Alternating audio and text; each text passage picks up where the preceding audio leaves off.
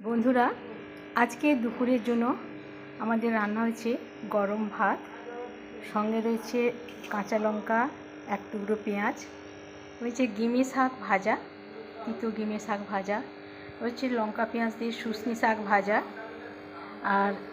তরুই ঝিঙ্গের মতো দেখতে, খোসাটা একটু নরম ধরনের, সেই তরুই আলু জিরে ধনে বাটা দিয়ে কাতলা মাছের পাতলা ঝোল, আর হচ্ছে শুধুমাত্র ঝিঙ্গে দিয়ে পোস্ত বাটা দিয়ে কাতলা মাছের পোস্ত আর ঝাল একসাথে, ঝিঙ্গে মাছ দিয়ে ঝিঙ্গে পোস্ত মাছের ঝাল একসাথে, আর রয়েছে মুরলা মাছ আর পুঁটি মাছ, মুরলা মাছ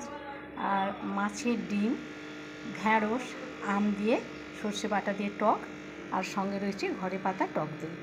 তাহলে এই হলো আজকে আমাদের দুপুরে খাবারের মেনু। গরম ভাত, সঙ্গে কাঁচা লঙ্কা পেঁয়াজ, গিমে শাক ভাজা, শুশনি শাক ভাজা, তরুই আলু দিয়ে কাঁচা লঙ্কা জিরে ধনে দিয়ে কাতলা মাছের পাতলা ঝোল, ঝিঙ্গে দিয়ে মাছ দিয়ে কাতলা মাছ দিয়ে পোস্ত বাটা দিয়ে ঝাল, আর পুঁটি মাছ মুরলা মাছ মাছের ডিম ভেজে